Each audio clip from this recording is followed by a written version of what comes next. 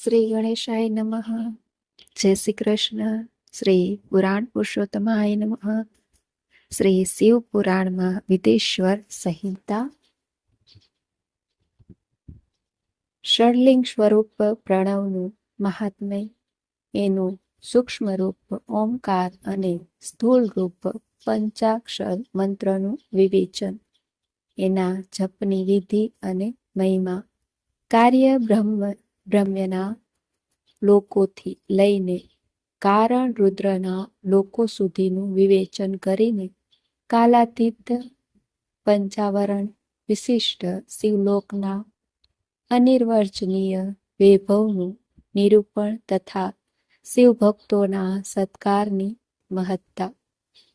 ઋષિ બોલ્યા, હે પ્રભુ, હે માનુ મુને, આપ અમારે માટે ક્રમશઃ ષડલિંગ સ્વરૂપ પ્રણવનું મહાત્મય તથા શિવભક્તના પૂજનના પ્રકાર બતાવો. સુતજીએ કહ્યું, હે મહર્ષિઓ, તમારી પાસે તપસ્યા રૂપી ધન છે. તમે ખૂબ સુંદર પ્રશ્ન ઉપસ્થિત કર્યો છે, પરંતુ એનો સાચો ઉત્તર તો મહાદેવ જ જાણે છે, બીજું કોઈ જાણતું નથી. તેમ છતાં ભગવાન શિવની કૃપાથી જ હું આ વિષયનું વર્ણન કરીશ. એ ભગવાન શિવ અમારી અને આપ લોકોની રક્ષાનો ભારે ભાર વારંવાર સ્વયં જ ગ્રહણ કરે. પ્રનામ છે પ્રકૃતિથી ઉત્પન્ન સંસાર રૂપી મહાસાગરનું. પ્રણવ એ વડે પાર કરવાની બીજી નવનવી નાવ છે. એટલા માટે આ ઓમકારને પ્રણવની સંજ્ઞા અપાય છે. ઓમકાર જે એનો જપ કરે છે તેવા સાધકોને જાણે કહે છે પ્રપંચ નથી વહ તમારે માટે. તેથી આ ભાવને કેન્દ્રમાં રાખીને પણ જ્ઞાની પુરુષ ઓમને પ્રણવ નામથી જાણે છે. બીજો ભાવ આ પ્રમાણે: પ્રકર્ષણ નયતે વહ યુષ્માન મોક્ષતઃ ઇતિ વા પ્રણવ. અર્થાત આ તમારા જેવા સર્વ ઉપાસકોને બળપૂર્વક મોક્ષ સુધી પહોંચાડી દેશે. આ જ અભિપ્રાયથી પણ એને ઋષિમુનિ પ્રણવ કહે છે. પ્રણવનો જપ કરનાર યોગીઓના તથા મંત્રની પૂજા કરનાર ઉપાસકોના સમસ્ત કર્મોને નષ્ટ કરીને એ દિવ્ય નૂતન જ્ઞાન આપે છે. તેથી પણ એનું નામ પ્રણવ છે. એ માયારહિત મહેશ્વરને નવ અર્થાત નૂતન કહે છે. તે પરમાત્મા પ્રકૃષ્ટ રૂપે નવ એટલે શુદ્ધ સ્વરૂપ છે. તેથી પ્રણવ કહેવાય છે. પ્રણવ સાધકને નવ અર્થાત નવીન શિવ સ્વરૂપ કરી દે છે. એટલા માટે પણ વિદ્વાનો એને પ્રણવ નામથી જાણે છે, અથવા પ્રકૃષ્ટ રૂપે નવ દિવ્ય પરમાત્મા જ્ઞાન પ્રગટ કરે છે. તેથી તે પ્રણવ છે. પ્રણવના બે ભેદ બતાવેલા છે, સ્થૂળ અને સૂક્ષ્મ. એક અક્ષરરૂપ જે ઓમ છે એને સૂક્ષ્મ પ્રણવ જાણો, અને નમઃ શિવાય એ 5 અક્ષરવાળા મંત્રને સ્થૂળ પ્રણવ સમજવો જોઈએ. જેમાં 5 અક્ષર વ્યક્ત નથી તે સૂક્ષ્મ છે, અને જેમાં 5 અક્ષર સુસ્પષ્ટ રૂપે વ્યક્ત છે તે સ્થૂળ છે.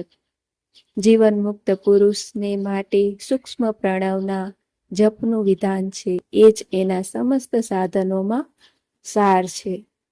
જો કે જીવન મુક્તને માટે કોઈ સાધનની જરૂર નથી, કેમ કે તે સિદ્ધ રૂપ છે.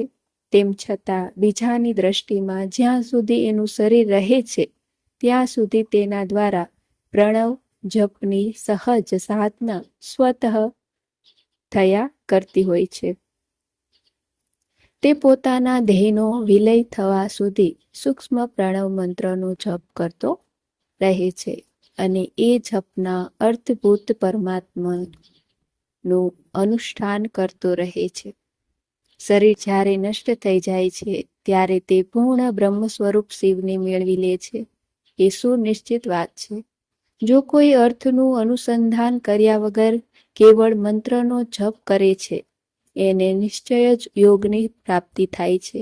જેને 36 કરોડ જપ કરી લીધા હોય એને અવશ્ય જ યોગની પ્રાપ્તિ થઈ જાય છે. સૂક્ષ્મ પ્રણવના પણ 2 રૂપ જાણવા જોઈએ.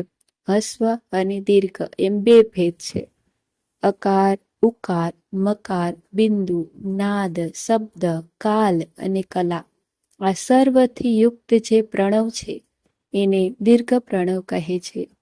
તે યોગીઓના હૃદયમાં સ્થિત હોય છે. મકાર પર્યત જે ઓમ છે તે અ, ઉ, મ એ 3 તત્વોથી યુક્ત છે. એને જ હસ્વ પ્રણવ કહે છે.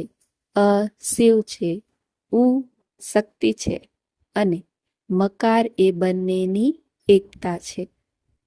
તે ત્રિતત્વ રૂપ છે એવું સમજીને હસ્વ પ્રણવનો જપ કરવો જોઈએ. જે પોતાના સમસ્ત પાપોનો ક્ષય ચાહે છે એમને માટે હસ્વ પ્રણવનો જપ અત્યંત આવશ્યક છે. પૃથ્વી, જળ, તેજ, વાયુ અને આકાશ એ 5 ભૂત તથા શબ્દ સ્પર્શ વગેરે એના 5 વિષયો આ બધું મળીને 10 વસ્તુઓ મનુષ્યની કામનાનો વિષય છે. એની જ આશા મનમાં રાખીને જે લોકો કર્મોમાં અનુષ્ઠાનમાં સંલગ્ન રહે છે તે 10 પ્રકારના પુરુષ પ્રવૃત્ત કહેવાય છે અથવા પ્રવૃત્તિ માર્ગે હોય છે એમ કહેવાય છે. અને જે નિષ્કામ ભાવથી શાસ્ત્ર વિહિત કર્મોનું અનુષ્ઠાન કરે છે તે નિવૃત્ત અથવા નિવૃત્તિ માર્ગી કહેવાય છે. પ્રવૃત્ત પુરુષે હસ્વ પ્રણવનો જપ કરવો જોઈએ અને નિવૃત્ત પુરુષોએ દીર્ઘ પ્રણવનો જપ કરવો જોઈએ. વ્યાહતિઓ અને અન્ય મંત્રો વગેરેમાં ઈચ્છા અનુસાર શબ્દ અને કલાયુક્ત પ્રણવનો ઉચ્ચાર કરવો જોઈએ. વેદના આદિમાં અને બંને સંધ્યાની ઉપાસના સમયે પણ ઓમકારનું ઉચ્ચારણ કરવું જોઈએ. પ્રણવના 9 કરોડ જપ કરવાથી મનુષ્ય શુદ્ધ થઈ જાય છે. ફરીથી 9 કરોડ જપ કરવાથી તે પૃથ્વી તત્વ પર વિજય મેળવી લે છે. ત્યાર પછી ફરી 9 કરોડ જપ કરવાથી જળ તત્વને જીતી લે છે. ફરીથી 9 કરોડ જપ કરવાથી અગ્નિ તત્વને જીતી લે છે. ત્યાર પછીના 9 કરોડ જપ વાયુ તત્વ પર વિજય અપાવે છે. એ પછી પણ 9 કરોડ જપ આકાશ તત્વને જીતી લે છે, અધિકાર મેળવી લે છે. આ પ્રમાણે 9 કરોડ જપ કરીને ક્રમશઃ ગંધ, રસ, રૂપ, સ્પર્શ અને શબ્દ પર વિજય મેળવી લે છે. એ પછી પુનઃ 9 કરોડ જપ કરીને અહંકારને જીતી લે છે. આ રીતે 108 કરોડ જપ કરીને ઉત્કૃષ્ટ બોધને પ્રાપ્ત કરી લેનાર માણસ શુદ્ધ યોગનો લાભ લે છે. શુદ્ધ યોગથી જીવન મુક્ત થવાય છે, એમાં શંકા નથી. સદા પ્રણવ જપ અને શિવ ધ્યાન કરીને સમાવિષ્ટ થયેલ મહાયોગી સાક્ષાત શિવ છે, તેમાં શંકા નથી. પહેલા પોતાના શરીરમાં પ્રણવના ઋષિ છંદ અને દેવતા વગેરે ન્યાસ કરીને જપનો આરંભ કરવો જોઈએ. અકાર આદિ માતૃકા વર્ણોથી યુક્ત પ્રણવનો પોતાનો અંગોમાં ન્યાસ કરીને મનુષ્ય ઋષિ થઈ જાય છે. મંત્રોના 10 વિધ સંસ્કાર, માતૃકાન્યાસ તથા ષડ્વ શોધન વગેરે ની સાથે સંપૂર્ણ ન્યાસ ફળ એને પ્રાપ્ત થઈ જાય છે. પ્રવૃત્તિ નિવૃત્તિથી નિશ્ચિત ભાવવાળા પુરુષો માટે સ્થૂળ પ્રણવનો જપ જ અભિષ્ટ સાધક હોય છે. ક્રિયા, તપ અને જપના યોગથી શિવયોગી 3 પ્રકારના હોય છે, જે ક્રમશઃ ક્રિયાયોગી, તપોયોગી અને જપયોગી કહેવાય છે. જે ધન વગેરે વૈભવથી પૂજા સામગ્રીને એકઠી કરીને, હાથ વગેરે અંગોથી નમસ્કાર વગેરે ક્રિયા કરીને ઈષ્ટદેવની પૂજામાં લાગ્યો રહે છે, તેને ક્રિયાયોગી કહેવાય છે. પૂજામાં સંલગ્ન કરીને, જે પરિમિતિ ભોજન કરીને બાહ્ય ઇન્દ્રિયોને જીતીને વશમાં કરી રહે છે, તે મનને પણ વશમાં કરી લે છે અને પરદ્રોહીથી દૂર રહે છે, તે તપોયોગી કહેવાય છે. આ સર્વ સદ્ગુણોથી યુક્ત થઈને જે સદાય શુદ્ધ ભાવથી રહે છે અને સમસ્ત કામ વગેરે દોષોથી રહિત થઈને શાંત ચિત્તે નિરંતર જપ કર્યા કરે છે, એને મહાત્મા પુરુષો જપયોગી માને છે. જે મનુષ્ય 16 પ્રકારના ઉપચારોથી શિવયોગી મહાત્માઓની પૂજા કરે છે, તે શુદ્ધ થઈને સાલોક્ય વગેરેના ક્રમથી ઉત્તરોત્તર ઉત્કૃષ્ટ મુક્તિને પ્રાપ્ત કરી લે છે. હે દ્વિજો, હવે હું જપયોગનું વર્ણન કરું છું, તમે ધ્યાનથી સાંભળો. તપસ્યા કરનાર માટે જપનો ઉપદેશ કરવામાં આવ્યો છે, કેમ કે તે જપ કરતા કરતા સ્વયંને સર્વથા શુદ્ધ નિષ્પાપ કરી લે છે. હે બ્રાહ્મણો, પહેલા નમઃ પદ હોય એ પછી ચોથી વિભક્તિમાં શિવ શબ્દ હોય તો પંચતત્વાત્મક નમઃ શિવાય મંત્ર થાય છે. આને જ શિવ પંચાક્ષર કહે છે. આ સ્થૂળ પ્રણવરૂપ છે. આ પંચાક્ષરના જપથી જ મનુષ્ય સંપૂર્ણ સિદ્ધિઓને પ્રાપ્ત કરી લે છે. પંચાક્ષર મંત્રની આગળ ઓમકાર લગાડીને સદા એનો જપ કરવો જોઈએ. હે દ્વિજો, ગુરુમુખે પંચાક્ષરનો મંત્રનો ઉપદેશ પામીને જ્યાં સુખપૂર્વક નિવાસ થઈ શકે એવી ઉત્તમ ભૂમિ પર મહિનાનો પૂર્વ પક્ષ શુક્લમાં પ્રતિપદા એકમથી આરંભ કરીને વદ પક્ષની 14 સુધી નિરંતર જપ કરતા રહેવું જોઈએ. ગાય, માઘ અને ભાદરવાના મહિનાનું પોતાનું વિશિષ્ટ મહત્વ હોય છે. આ સમય સર્વ સમયમાં ઉત્તમ મનાયો છે. સાધક માટે એ જ જરૂરી છે કે તે દરરોજ એકવાર પરિમિત ખોરાક લે, મૌન પાળે, ઇન્દ્રિયોને વશમાં રાખે, પોતાના સ્વામી અને માતા પિતાને નિત્ય સેવા કરે. આવા નિયમમાં રહીને જપ કરવાનો 1000 જપથી પણ શુદ્ધ થઈ જાય છે, નહીતર એ ઋણી થાય છે.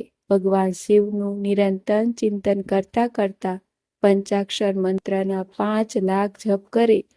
જપકાળમાં આ પ્રકારે ધ્યાન કરે. કલ્યાણદાતા ભગવાન શિવ કમળના આસન પર બિરાજમાન છે.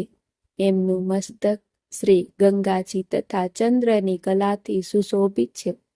એમની ડાબી જાંઘ પર આદિશક્તિ ભગવતી ઉમા બેઠા છે. ત્યાં ઉભેલા મોટા મોટા ગણ ભગવાન શિવની શોભા વધારે છે. મહાદેવજી પોતાના ચારેય હાથમાં મૃગ મુદ્રા, ટંક તથા વર અને અભય મુદ્રા ધારણ કરે છે. આ રીતે સદા સર્વ પર અનુગ્રહ કરનાર ભગવાન સદાશિવનું વારંવાર સ્મરણ કરતા હૃદય અથવા સૂર્યમંડળમાં એમની માનસિક પૂજા કરીને પૂર્ણ પૂર્વાભિમુખ થઈને પૂર્વોક્ત પંચાક્ષરી વિદ્યાનો જપ કરે. એ દિવસોમાં સાધક સદા શુદ્ધ કર્મ જ કરે અને દુષ્કર્મથી બચે. જપની સમાપ્તિને દિવસે કૃષ્ણ પક્ષની 14 પ્રાતઃકાળે નિત્ય કર્મ કરીને શુદ્ધ અને સુંદર સ્થાનમાં શુદ્ધ સંતોષ વગેરે નિયમોથી યુક્ત થઈને શુદ્ધ હૃદયથી પંચાક્ષર મંત્રના 12000 જપ કરે. ત્યાર પછી 5 સપ્તનિક બ્રાહ્મણોને જે શ્રેષ્ઠ શિવ ભક્ત હોય તેમને નિમે વરણ કરે. એમના ઉપરાંત એક શ્રેષ્ઠ આચાર્ય પ્રવરને પણ નિમણૂક આપે અને એમને સાંબ સદાશિવનું સ્વરૂપ જ સમજે. ઈશાન, તત્પુરુષ, અઘોર, વામદેવ, સધોજાત આ 5ના પ્રતીક સ્વરૂપ 5 શ્રેષ્ઠ અને શિવ ભક્ત બ્રાહ્મણોની વરણી કરીને પછી પૂજન સામગ્રીને એકત્ર કરીને ભગવાન શિવના પૂજનનો આરંભ કરે. વિધિપૂર્વક શિવની પૂજા સંપન્ન કરીને હોમનો આરંભ કરે. પોતાના ગૃહસત્ર પ્રમાણે સુખાંત કર્મ કરીને એટલે કે પરિસંહન, ઉપલેપન, ઉલ્લેખન, વૃદ્ધ, ઉદ્ધરણ અને અભ્યુક્ષણ આ 5 ભૂ સંસ્કારો કર્યા પછી વેદી પર સ્વાભિમુખ અગ્નિને સ્થાપિત કરીને કુશકંડિકાની પછી પ્રજ્વલિત અગ્નિમાં આજ્ય ભાગાંત આહુતિ આપીને પ્રસ્તુત હોમના કાર્યનો આરંભ કરે. કપિલા ગાયના ઘીથી 11, 101 અથવા 1001 આહુતિઓ સ્વયં આપે અથવા વિદ્વાન પુરુષ શિવભક્ત બ્રાહ્મણો પાસે 108 આહુતિઓ અપાવે. હોમ કર્મ સમાપ્ત થયા પછી ગુરુને દક્ષિણા રૂપે 1 ગાય અને બળદ આપવા જોઈએ. ઈશાન વગેરેના પ્રતીક રૂપે જે 5 બ્રાહ્મણોનું વર્ણન કર્યું હોય 5 બ્રાહ્મણોનું વર્ણન કર્યું હોય એમને ઈશાન આદિનું સ્વરૂપ જાણવું જોઈએ તથા આચાર્યને સાંબ સદાશિવનું સ્વરૂપ માનો. આ જ ભાવનાથી એ સર્વના ચરણ પખાળવા જોઈએ અને ચરણોદક માથે મૂકવું જોઈએ. આવું કરવાથી તે સાધકને અગણિત તીર્થોમાં તત્કાળ સ્નાન કર્યાનું ફળ મળી જાય છે. એ બ્રાહ્મણોને ભક્તિપૂર્વક દશાંશ અન્ન પણ આપવું જોઈએ. ગુરુપત્નીને પરાશક્તિ માનીને એમનું પણ પૂજન કરવું જોઈએ. ઈશાન આદિ ક્રમથી એ સર્વ બ્રાહ્મણોને ઉત્તમ અન્નથી પૂજન કરીને સ્વયંના વૈભવ વિસ્તારને અનુરૂપ રુદ્રાક્ષ, વસ્ત્ર, વડા અને માલપુઆ વગેરે અર્પિત કરવા જોઈએ. ત્યાર પછી દીપાલાદિકને બલિ આપીને બ્રાહ્મણોને ભરપૂર ભોજન કરાવવું જોઈએ. એ પછી દેવેશ્વર શિવજી પ્રાર્થના કરીને પોતાના જપ સમાપ્ત કરે. આ રીતે પૂરક શ્રવણ કરીને મનુષ્ય એ મંત્રને સિદ્ધ કરી લે છે. પછી 5 લાખ જપ કરવાથી અતલથી માંડીને સત્યલોક સુધીના 14 ભુવનો પર ક્રમશઃ અધિકાર પ્રાપ્ત થઈ જાય છે. જો અનુષ્ઠાન પૂર્ણ થતા પહેલા જ વચમાં સાધકનું મરણ થાય તો તે પરલોકમાં ઉત્તમ ભોગ ભોગવીને તે પછી પુનઃ પૃથ્વી પર જન્મ લઈને પંચાક્ષર મંત્રના જપનું અનુષ્ઠાન કરે છે. સમસ્ત લોકોનું ઐશ્વર્ય પામ્યા પછી તે મંત્રને સિદ્ધ કરનાર પુરુષ જો ફરીથી 5 લાખ જપ કરે તો એને બ્રહ્માજીનું સામીપ્ય પ્રાપ્ત થાય છે. ફરીથી જો 5 લાખ જપ કરે તો સારૂપ્ય નામનું ઐશ્વર્ય મેળવે છે. 100 લાખ જપ કરવાથી તે સાક્ષાત બ્રહ્મા સમાન થઈ જાય છે. આ રીતે કાર્ય બ્રહ્મ હિરણ્ય ગર્ભનું સાયુજ્ય પ્રાપ્ત કરીને તે બ્રહ્માના પ્રલય સુધી તે લોકમાં યથેષ્ટ ભોગ ભોગવતો રહે છે. પછી બીજા કલ્પના આરંભે તે બ્રહ્માજીનો પુત્ર બને છે. એ વખતે પૂર્ણ તપ કરીને દિવ્ય તેજથી પ્રકાશિત થઈને તે ક્રમશઃ મુક્ત થઈ જાય છે.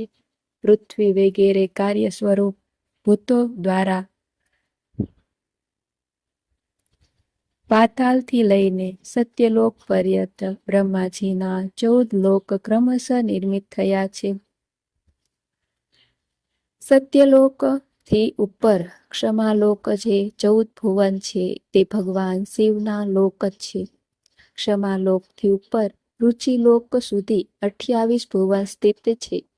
સૂચિલોકથી અંતર્ગત કૈલાસમાં પ્રાણીઓના સંહાર કરનાર રુદ્રદેવ બિરાજમાન છે. સૂચિલોકની ઉપર અહિંસા લોક સુધી 56 ભુવનોની સ્થિતિ છે. અહિંસા લોકનો આશ્રય લઈને જે જ્ઞાન કૈલાસ નામક નગર શોભી રહ્યું છે તેમાં કાર્યભૂત મહેશ્વર સર્વને અદ્રશ્ય કરીને રહે છે.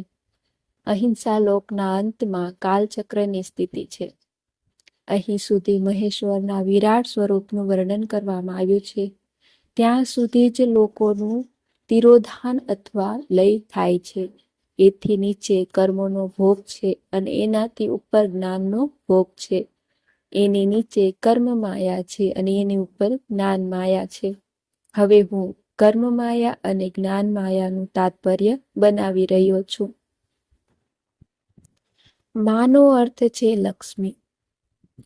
એનાથી કર્મભોગ યાન પ્રાપ્ત થાય છે. તેથી એને માયા અથવા કર્મ માયા કહેવાય છે. આ રીતે મા અર્થાત લક્ષ્મીથી જ્ઞાનભોગ યાન અર્થાત પ્રાપ્ત થાય છે. તેથી એને માયા અથવા જ્ઞાન માયા કહેવાય છે. ઉપરયુક્ત સીમાથી નીચે નશ્વર ભોગ છે અને ઉપર નિત્ય ભોગ છે. એનાથી પણ નીચે તિરોધાન અથવા લય છે, ઉપર નહીં. ત્યાંથી પણ નીચે કર્મમય પાસો દ્વારા બંધન થાય છે. ઉપર બંધનનો સદા અભાવ છે. એનાથી નીચે જ જીવ સકામ કર્મોનું અનુસરણ કરતા કરતા વિભિન્ન લોકો અને યોનિઓમાં ફર્યા કરે છે, ચક્રની જેમ. એનાથી ઉપરના લોકોમાં નિષ્કામ કર્મનો જ ભોગ બતાવાયો છે. બિંદુ પૂજામાં તત્પર રહેનાર ઉપાસક ત્યાંથી નીચેના લોકોમાં જ ચક્કર માર્યા કરે છે. એનાથી ઉપર તો નિષ્કામ ભાવથી શિવલિંગની પૂજા કરનાર ઉપાસકો જ જાય છે, જેમાં એકમાત્ર શિવની જ ઉપાસનામાં તત્પર છે તે એનાથી પણ ઉપરના લોકોમાં જાય છે. ત્યાંથી નીચે જીવકોટી છે, ઉપર ઈશ્વર કોટી છે. નીચે સંસારી જીવ છે, ઉપર મુક્ત પુરુષો રહે છે. નીચે કર્મલોક છે, ઉપર જ્ઞાનલોક છે. ઉપર મદ અને અહંકારનો નાશ કરનારી નમ્રતા છે. ત્યાં જન્મજનિત તિરોધાન નથી. એનું નિવારણ કર્યા વગર ત્યાં કોઈનો પ્રવેશ સંભવતો નથી. આ રીતે તિરોધાન નિવારણ થતા ત્યાં જ્ઞાન શબ્દનો અર્થ પ્રકાશિત થાય છે. આધિભૌતિક પૂજા કરનાર લોકો એથી પણ નીચેના લોકોના ચક્કર કાપે છે. જે આધ્યાત્મિક ઉપાસના કરનાર છે તે જ આથી પણ ઉપર જાય છે. જે સત્ય, અહિંસા વગેરે ધર્મોથી યુક્ત થઈને ભગવાન શિવના પૂજનમાં તત્પર રહે છે તે કાલચક્રને પાર કરી જાય છે. કાલચક્રેશ્વરની સીમા સુધી જે વિરાટ મહેશ્વર લોક બતાવાયો છે એની ઉપર વૃષભના આકારમાં ધર્મની સ્થિતિ છે. તે બ્રહ્મચર્યનું મૂર્તિમાન રૂપ છે. એના 4 પાદ છે. સત્ય 4 પદ છે: સત્ય, શૌચ, અહિંસા અને દયા. તે સાક્ષાત શિવલોકમાં દ્વાર પર ઊભો છે. ક્ષમા એના શિંગડા છે અને શમ એના કાન છે. તે વેદ ધ્વનિ રૂપ શબ્દથી વિભૂષિત છે. આસ્તિકતા એના 2 નેત્રો છે. વિશ્વાસ એની શ્રેષ્ઠ બુદ્ધિ અને મન છે. ક્રિયા વગેરે ધર્મરૂપી જ વૃષભ છે. તે આદિકારણમાં સ્થિત છે એવું જાણવું જોઈએ. એ ક્રિયારૂપ વૃષભાકાર ધર્મ ઉપચાર કાલાતીત શિવ આરૂઢ હોય છે. બ્રહ્મા, વિષ્ણુ અને મહેશની જે પોતાની આયુષ્ય મર્યાદા હોય એને જ દિવસ કહે છે. જ્યાં ધર્મરૂપી વૃષભની સ્થિતિ છે એની ઉપર નથી તો દિવસ કે નથી રાત. ત્યાં જન્મ મરણ વગેરે પણ નથી. ત્યાં ફરીથી કારણ સ્વરૂપ બ્રહ્માના કારણ સત્યલોક પર્યાપ્ત 14 લોક સ્થિત છે અને તે 5 ભૌતિક ગંધ વગેરેથી પર છે. એમની સનાતન સ્થિતિ છે. સૂક્ષ્મ ગંધ જ એમનું સ્વરૂપ છે. એમનાથી ઉપર પુનઃ કારણરૂપ વિષ્ણુના 14 લોક સ્થિત છે. એથી પણ ઉપર કારણરૂપી રુદ્રના 28 લોકની સ્થિતિ માનવામાં આવે છે. એથી પણ ઉપર કારણે શિવના 56 લોક વિદ્યમાન છે. ત્યાર પછી શિવ સમત બ્રહ્મચર્ય લોક છે અને ત્યાં જ પંચ આવરણયુક્ત જ્ઞાનમય કૈલાસ છે, જ્યાં 5 મંડળો, 5 બ્રહ્મકલાઓ અને આદિશક્તિથી સંયુક્ત આદિલિંગ પ્રતિષ્ઠિત છે. એને પરમાત્મા શિવનું શિવાલય કહેવાયું છે. ત્યાં જ પરાશક્તિથી યુક્ત પરમેશ્વર શિવ નિવાસ કરે છે. તે સૃષ્ટિ, પાલન, સંહાર, તિરોભાવ અને અનુગ્રહ એ 5 કૃત્યોમાં પ્રવીણ છે. એમનો શ્રી વિગ્રહ સચ્ચિદાનંદ સ્વરૂપ છે. તે સદા ધ્યાનરૂપી ધર્મમાં જ સ્થિત છે અને સદા બધા પર અનુગ્રહ કર્યા કરે છે. તે સ્વાત્મારામ છે. સમાધિ રૂપી આસન પર બેસીને નિત્ય શોભાયમાન રહે છે. કર્મ અને ધ્યાન વગેરેનું અનુષ્ઠાન કરવાથી ક્રમશઃ સાધન પદ પર આગળ વધાય છે અને એમનું દર્શન સાધ્ય બની જાય છે.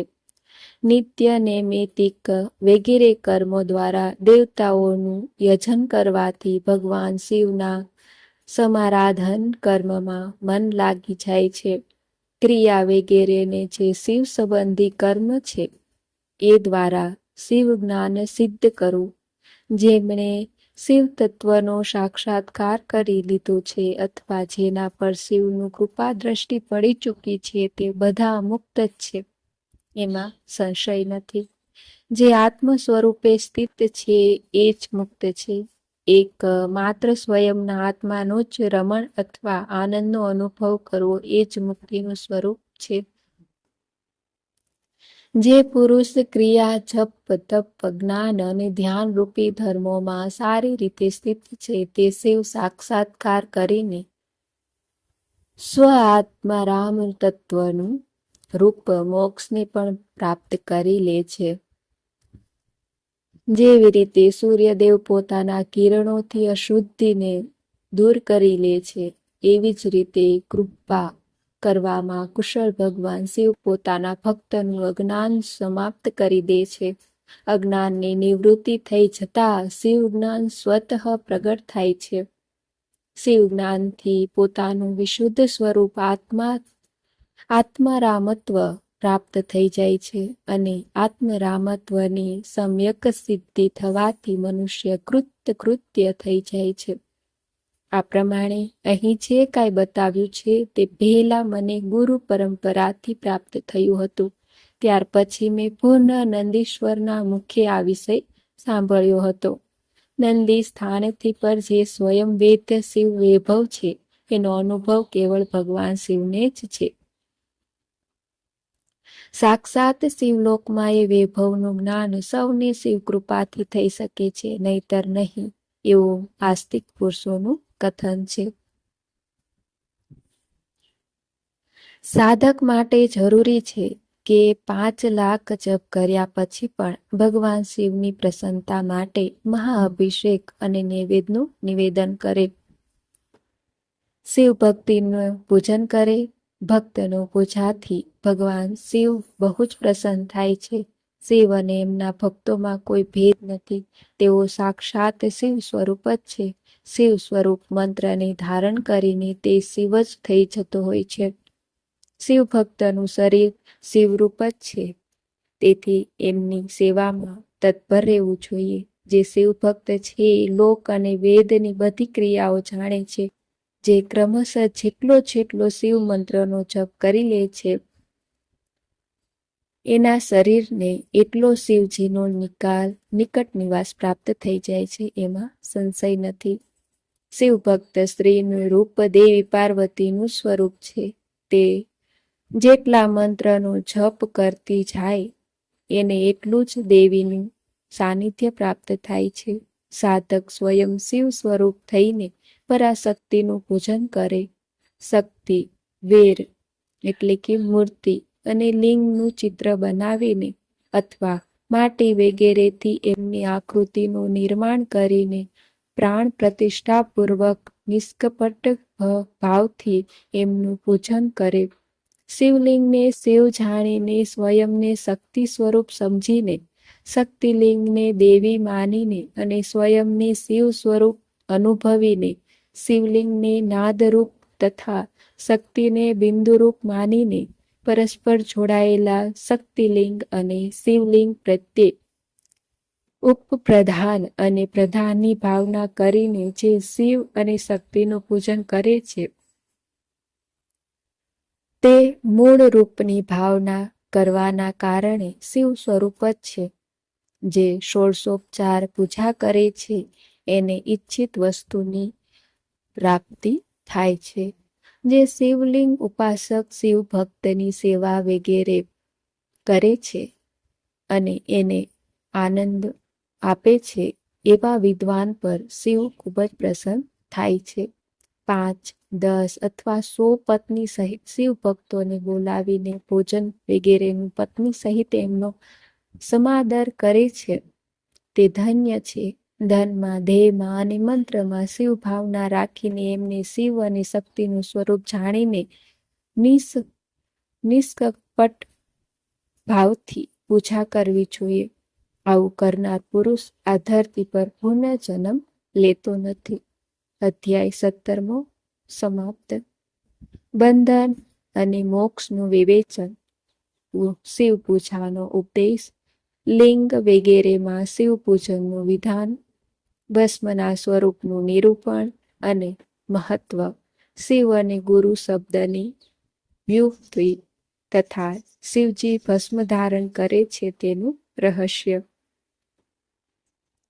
ઋષિ બોલ્યા, હે સર્વજ્ઞોમાં શ્રેષ્ઠ સૂતજી, બંધન અને મોક્ષનું સ્વરૂપ શું છે એ અમને બતાવો. સૂતજી બોલ્યા, હે મહર્ષિઓ, હું બંધન અને મોક્ષનું સ્વરૂપ તથા મોક્ષના ઉપાયનું વર્ણન કરીશ. તમે આદરપૂર્વક સાંભળો. જે પ્રકૃતિ વગેરે 8 બંધનોથી બંધાયેલો છે તે જીવબદ્ધ કહેવાય છે અને જે 8થી છૂટો છે તે મુક્ત છે. પ્રકૃતિ વગેરેને વશમાં કરી લેવી તે મોક્ષ કહેવાય છે. બંધન આંગતુક છે અને મોક્ષ સ્વતઃ સિદ્ધ છે. બદ્ધ જીવ જ્યારે બંધનથી છૂટી જાય છે ત્યારે એને મુક્ત જીવ કહે છે. પ્રકૃતિ, બુદ્ધિ, ત્રિગુણાત્મક અહંકાર અને 5 તન્માત્રાઓનું આટલાને જ્ઞાની પુરુષ પ્રકૃતિ આદિ અષ્ટક માને છે. પ્રકૃતિ વગેરે 8 તત્વોના સમૂહથી ધ્યેયની ઉત્પત્તિ થઈ છે. ધ્યેયથી કર્મ ઉત્પન્ન થાય છે અને કર્મથી પુનઃ નૂતન ધ્યેયની ઉત્પત્તિ થાય છે. આ રીતે વારંવાર જન્મ અને કર્મ થયા કરે છે. શરીરને સ્થૂળ, સૂક્ષ્મ અને કારણના ભેદને લીધે 3 પ્રકારનું જાણવું જોઈએ. શુદ્ધ સ્થૂળ શરીર જાગ્રત અવસ્થામાં વ્યાપાર કરનાર, સૂક્ષ્મ શરીર જાગ્રત અને સ્વપ્ન અવસ્થામાં ઇન્દ્રિય ભોગ પ્રદાન કરનાર તથા કારણ શરીરે સુષુપ્તિ અવસ્થામાં આ આત્માનંદની અનુભૂતિ કરાવનાર કહેવાયું છે.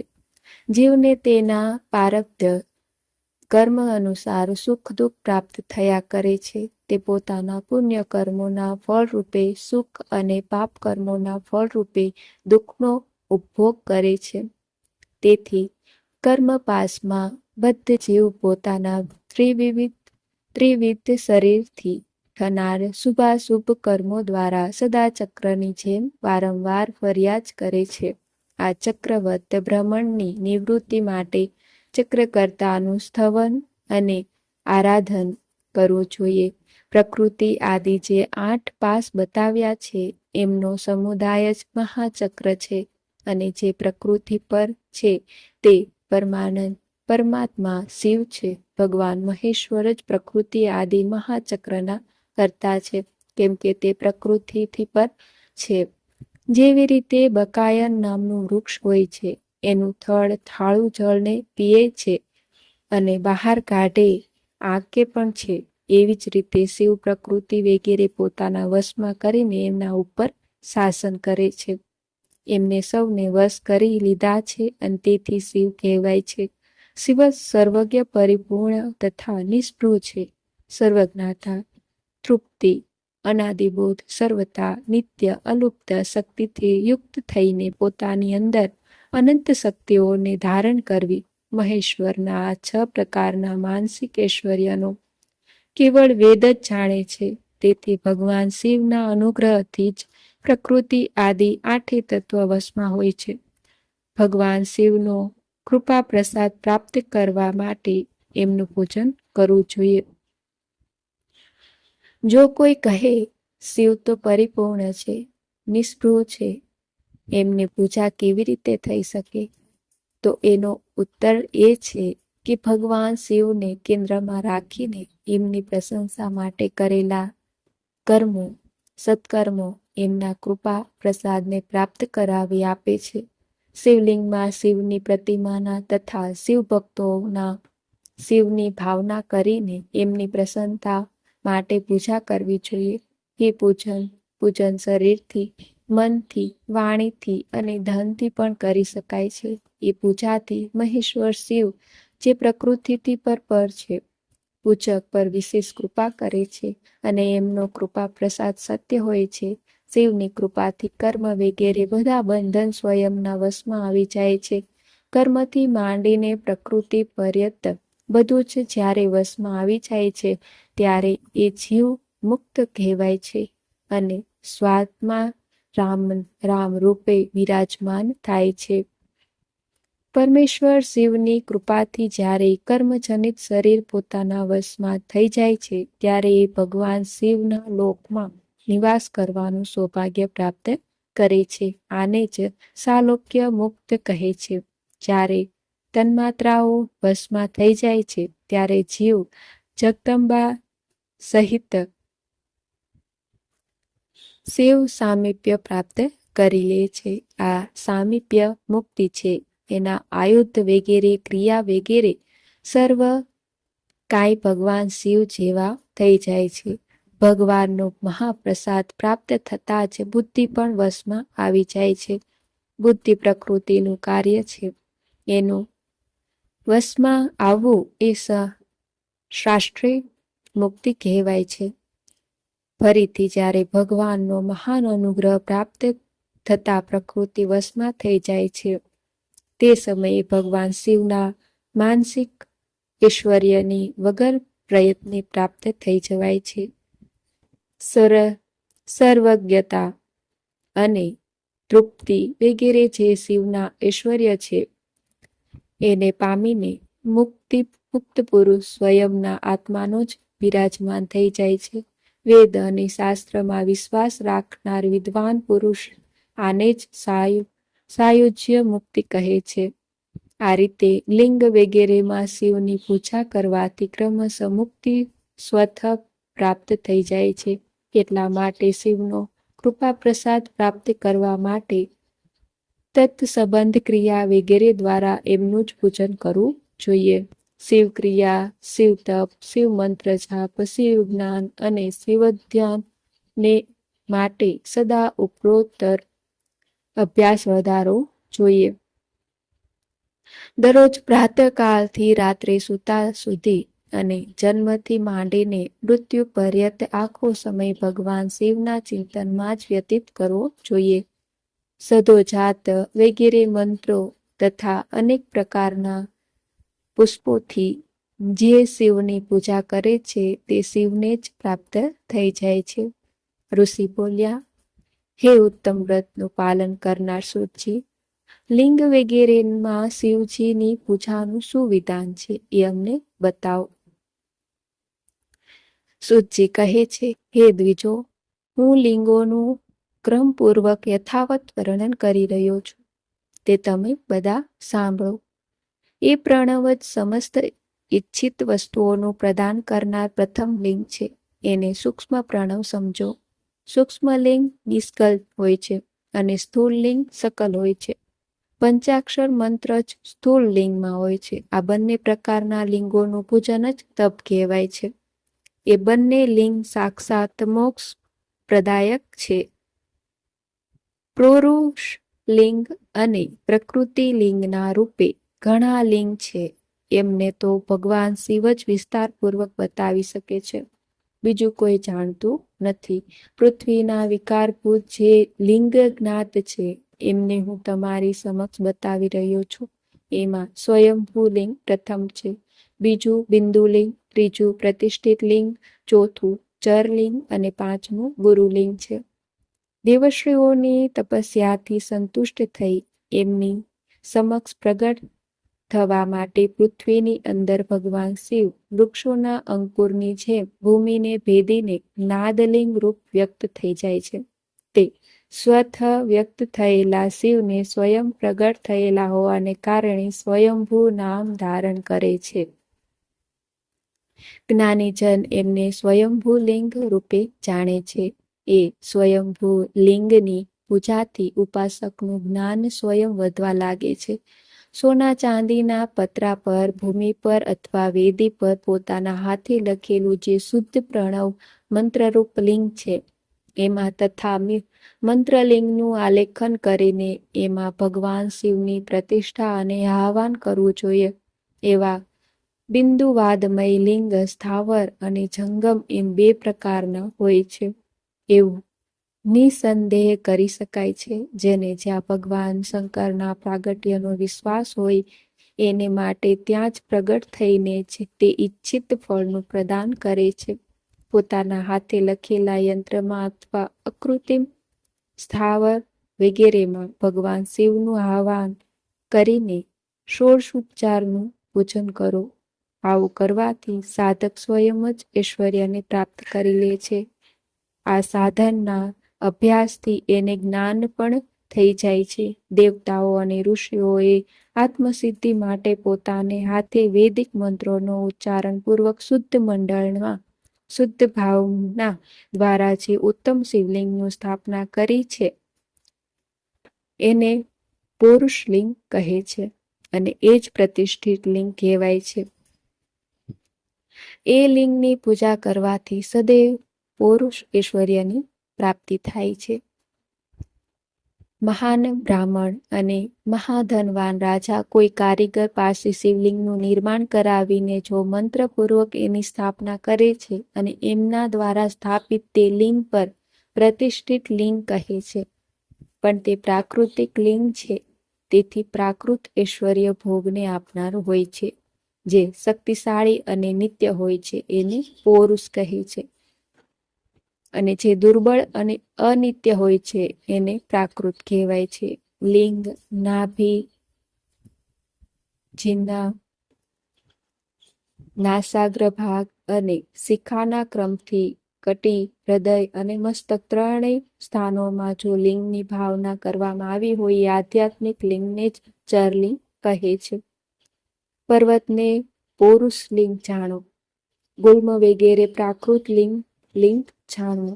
સાઢી નામક ધાન્ય અનાજને પ્રાકૃત લિંગ સમજવું જોઈએ અને સાલી, અઘને અને ઘઉંને પૌરુષ લિંગ જાણો. અણિમા વગેરે આઠેય સિદ્ધિઓ આપનાર જે ઐશ્વર્ય છે એને પૌરુષ ઐશ્વર્ય જાણો. સુંદર સ્ત્રી તથા ધન વગેરે વિષયોને આસ્તિક પુરુષ પ્રાકૃતિક ઐશ્વર્ય કહે છે, એને પૌરુષ ઐશ્વર્ય જાણો. અણિમા વગેરે આઠેય સિદ્ધિઓ આપનાર જે ઐશ્વર્ય છે એને પૌરુષ ઐશ્વર્ય જાણો. સુંદર સ્ત્રી તથા ધન વગેરે વિષયોને આસ્તિક પુરુષ પ્રાકૃત ઐશ્વર્ય કહે છે. ચરલિંગોમાં સૌ પ્રથમ રસલિંગનું વર્ણન કરવામાં આવ્યું છે. રસલિંગ બ્રાહ્મણોને એમની ઈચ્છિત વસ્તુ આપનારું છે. શુભકારક બાણલિંગ ક્ષત્રિયોને મહાન રાજ્યની પ્રાપ્તિ કરાવનારું છે. સુવર્ણલિંગ વૈશ્યોએ મહાધન પતિપદનની પ્રાપ્તિ કરાવે છે તથા સુંદર શિવલિંગ શિદ્રોને મહાસુતિદાયક છે. સ્ફટિકમય શિવલિંગ તથા બાણલિંગ સર્વ લોકોને સમસ્ત કામનાઓનું પ્રદાન કરાવનારું છે. પોતાનું ન હોય તો બીજાનું પણ સ્ફટિક અથવા બાણલિંગનું પૂજન પણ નિષિદ્ધ નથી. સ્ત્રીઓ વિશેષતઃ સૌભાગ્યવતીઓ માટે પાર્થિવ લિંગનું પૂજન વિધાન છે. પ્રવૃત્તિ માર્ગમાં સ્થિતિ વિધવાઓ માટે સ્ફટિક લિંગનું પૂજા બતાવાઈ છે, પરંતુ વિરકત વિધવાઓ માટે રસલિંગની પૂજા શ્રેષ્ઠ માનવામાં આવી છે.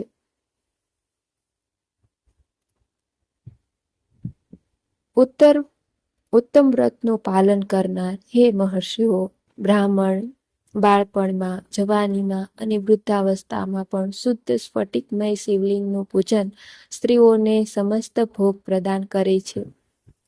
ગૃહાસક્ત સ્ત્રીઓ માટે પીઠ પૂજા પૃથ્વી પર ભૂતલ પર સંપૂર્ણ ઈચ્છિત ફળને આપનારી છે. પ્રવૃત્તિ માર્ગમાં ચાલનાર પુરુષો સુપાત્ર ગુરુના સહયોગથી સમસ્ત પૂજા કર્મ સંપન્ન કરે છે. ઈષ્ટદેવનો અભિષેક કર્યા પછી અગહનીના ચોખાથી બનાવેલી ખીર વગેરે પકવાનોનો દ્વારા નૈવેદ્ય અર્પણ કરે છે. તે ઈચ્છનીય છે. પૂજાના શિવલિંગને સંપુટમાં પધરાવીને ઘરની અંદર જુદું મૂકી રાખે જે નિવૃત્તિ પરાયણ પુરુષ છે, એમને માટે હાથ પર શિવલિંગ પૂજાનું વિધાન છે. એમને ભિક્ષા વગેરેથી પ્રાપ્ત કરેલ ભોજનને જ નૈવેદ્ય રૂપે નિવેદિત કરવું જોઈએ. નિવૃત્ત પુરુષો માટે સૂક્ષ્મ લિંગ શ્રેષ્ઠ કહ્યું છે. તેઓ વિભૂતિ દ્વારા પૂજન કરે છે અને વિભૂતિને જ નૈવેદ્યરૂપ નિવેદિત પણ કરે છે. પૂજા કરીને એ લિંગને સદા પોતાના મસ્તક પર ધારણ કરે છે. વિભૂતિ 3 પ્રકારની બતાવવામાં આવી છે: લોકાગ્નિ જનિત, વેદાગ્નિ જનિત અને શિવાગ્નિ જનિત. લોકાગ્નિ જનિત અથવા લૌકિક ભસ્મને દ્રવ્યોથી શુદ્ધિ માટે લાવીને રાખો. માટી, લાકડા અને લોખંડના પાત્રોની, અનાજની, તલ વગેરે દ્રવ્યોની તથા વસ્ત્ર વગેરેની અને પર્યુષિત વસ્તુઓની ભસ્મથી શુદ્ધિ થાય છે. કૂતરા વગેરેથી દૂષિત થયેલા પાત્રોની ભસ્મ દ્વારા શુદ્ધિ માનવામાં આવે છે. વસ્તુ વિશેષની શુદ્ધિ માટે યથાયોગ્ય સજલ અથવા નિર્જલ ભસ્મનો ઉપયોગ કરવો જોઈએ. વેદાગ્નિ જનિત એ જે ભસ્મ એને તે વૈદિક કર્મોના અંતમાં ધારણ કરવી જોઈએ. મંત્ર અને ક્રિયાથી જનિત જે હોમ કર્મ છે તે અગ્નિમાં ભસ્મરૂપ ધારણ કરે છે. એ ભસ્મ ધારણ કરવાથી તે કર્મ આત્મામાં આરોપિત થઈ જાય છે. અઘોર મૂર્તિધારી શિવનો જે પોતાનો મંત્ર છે એને ભણીને બેલના લાકડાને પ્રદીપ્ત કરવું. એ મંત્રથી અભિમંત્રિત અગ્નિને શિવાગ્નિ કહેવામાં આવે છે. એ અગ્નિ દ્વારા બળી ગયેલા લાકડાની જે ભસ્મ છે તેને શિવાગ્નિ જનિત ભસ્મ કહે છે. કપિલા ગાયના છાણ ગોબરથી કે કોઈ પણ ગાયના છાણ ગોબરને તથા સમી પીપળ, પલાસ, અમલતાસ અને બોરના લાકડાને શિવાગ્નિથી પ્રગટાવવા જોઈએ. એ શુદ્ધ ભસ્મ શિવાગ્નિ જનિત મનાય છે. અથવા કુશના અગ્નિમાં શિવ મંત્રના ઉચ્ચારણપૂર્વક કાષ્ઠને પ્રગટાવવું. પછી એ ભસ્મને કાપડ છાણ કરીને નવા ઘડામાં ભરીને મૂકી રાખો. એને સમયે સમયે પોતાના કાંતિ વધારવા અથવા શોભાની વૃદ્ધિ માટે ધારણ કરવી જોઈએ. આવું કરનાર પુરુષો સન્માનિત અને પૂજિત થાય છે. પૂર્વકાળમાં ભગવાન શિવે ભસ્મ શબ્દનો આવો જ અર્થ પ્રગટ કર્યો હતો. જેવી રીતે રાજા પોતાના રાજ્યમાં સારભૂત તત્વને ગ્રહણ કરે છે, તે જેવી જ રીતે મનુષ્ય શસ્ય, અનાજ વગેરેને રાંધીને એનો સાર ગ્રહણ કરે છે. જેવી રીતે જઠરાગ્નિ વિવિધ પ્રકારના ભક્ષ્ય ભોજથી વગેરે પદાર્થોને ભારે માત્રામાં ગ્રહણ કરીને પકવીને સારતર વસ્તુને ગ્રહણ કરે છે અને એ સારતર વસ્તુથી સ્વદેહનું પોષણ કરે છે, એવી જ રીતે પ્રપંચ કરતા પરમેશ્વર શિવે પણ પોતાના અધેય રૂપથી વર્ધમાન પ્રપંચને જળાવીને ભસ્મરૂપે એમાં સાર તત્વને ગ્રહણ કરે છે. પ્રપંચને દગ્ધ કરીને શિવ એની ભસ્મને પોતાની શરીર પર લગાવી છે. રાખોડી ભર પોતે લગાવવાને બહાને જગતના સારને જ ગ્રહણ કરે છે. પોતાના શરીરમાં પોતાને માટે રત્ન સ્વરૂપ ભસ્મને આ રીતે સ્થાપિત કરેલ છે. આકાશના સાર તત્વથી કેશ, વાયુના સાર તત્વથી મુખ, અગ્નિના સાર તત્વથી હૃદય, જળના સાર તત્વથી કટિભાગ અને પૃથ્વીના સાર તત્વથી ઘૂંટણને ધારણ કરે છે. આ રીતે એમના બધા અંગે વિભિન્ન વસ્તુઓના સારરૂપ છે. મહેશ્વરે પોતાના લલાટમાં ત્રિલક રૂપે જે ત્રિપુંડ ધારણ કર્યું છે તે બ્રહ્મા, વિષ્ણુ અને રુદ્રનું સાર તત્વ છે. તે આ સર્વે વસ્તુઓના જગતના અભ્યુદયમાં હેતુ માને છે. આ ભગવાન શિવે જ પ્રપંચના સાર સર્વસ્વને પોતાના વશમાં થયું છે. તેથી તેમને પોતાના વશમાં કરનાર બીજું કોઈ નથી. જેવી રીતે સમસ્ત મૃગોના હિંસક મૃગ સિંહ છે કહેવાય છે અને એની હિંસા કરનારું બીજું કોઈ હોતું નથી, તેવી જ રીતે સિંહ કહેવામાં આવ્યો છે. સકારનો અર્થ થાય છે નિત્ય સુખ અને આનંદ. ઈકારનો અર્થ થાય છે પુરુષ અને વકારનો અર્થ છે અમૃત સ્વરૂપા શક્તિ. આ સર્વનો સમિલિપ રૂપ શિવ કહેવાય છે. તેથી આ રૂપમાં ભગવાન શિવને સ્વયંના આત્મા માનીને એમની પૂજા કરવી જોઈએ. તેથી પહેલા પોતાના અંગો પર ભસ્મ ધારણ કરવી, પાછી લલાટમાં ઉત્તમ ત્રિપુંડ ધારણ કરવું. પૂજાના સમયે સજલ ભસ્મનો ઉપયોગ કરવો અને દ્રવ્ય શુદ્ધિ માટે નિર્જલ ભસ્મનો ઉપયોગ થાય છે. ગુણાતીત પરમ શિવ રાજસ આદિ સવિકાર ગુણોનો અવરોધ કરે છે, દૂર હટાવે છે. તેથી તે સર્વના ગુરુ રૂપનો આશ્ચર્ય લઈને રહે છે. ગુરુ વિલાસી શિષ્યોને ત્રણેય ગુણોને પહેલા દૂર કરીને પછી એમને શિવ તત્વનો બોધ કરાવે છે. તેથી તે ગુરુ કહેવાય છે. ગુરુની પૂજા પરમાત્મા શિવની જ પૂજા છે. ગુરુના ઉપયોગમાં આવેલી બધી સામગ્રી આત્મશુદ્ધિ કરનારી હોય છે. ગુરુની આજ્ઞા વિના ઉપયોગમાં લીધેલું બધું એના જેવું હોય છે. જેવી રીતે ચોર ચોરી કરીને લાવેલી વસ્તુનો ઉપયોગ કરે છે, ગુરુથી પણ વિશેષ જ્ઞાનવાન પુરુષ મળી જાય છે, તો એને પણ યત્નપૂર્વક ગુરુ બનાવી લેવો જોઈએ. અજ્ઞાનરૂપી બંધનથી છૂટવું તે જીવ માત્રને માટે સાધક પુરુષાર્થ છે. તેથી જે વિશેષ જ્ઞાનવાન છે તે જ શિવને એના બંધનોમાંથી મુક્ત કરી શકે છે.